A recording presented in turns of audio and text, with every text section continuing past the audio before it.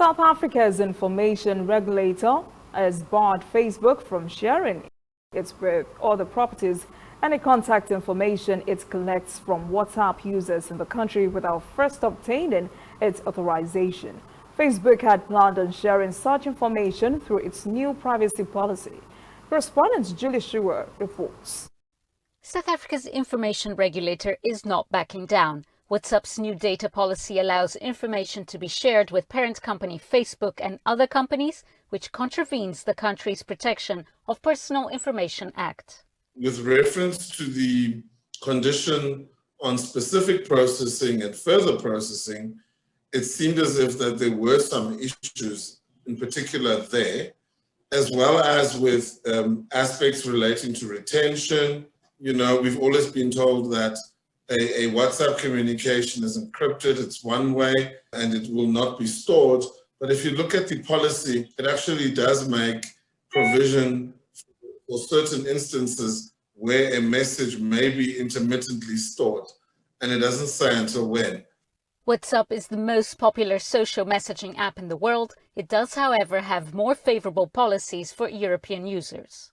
Prima facie, on the face of it, when one looks at the fact that there are two different terms and conditions and policies pertaining either to EU subjects or non-EU subjects, that on the face of it causes concern.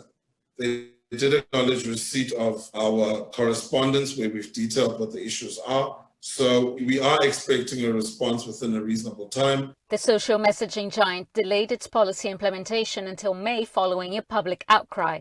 Social media experts, however, don't believe there's anything sinister about the move.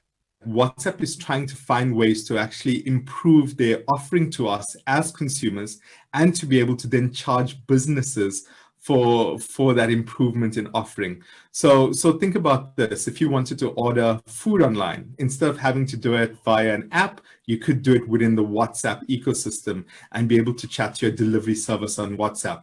But in order for that transaction to happen, WhatsApp now needs to be able to share some of that data with a supplier that you choose to speak with. South Africans have meanwhile been trying other services, but it's not likely to dent the popularity of the easy-to-use app. In truth, you do have some WhatsApp consumers maybe testing out Telegram and Signal, but with the lack of enough context and with an unfamiliarity with the ecosystem and a change of new learning, you're still going to find that people default to the platform they know best, to where their network is, and the network is sitting on WhatsApp right now.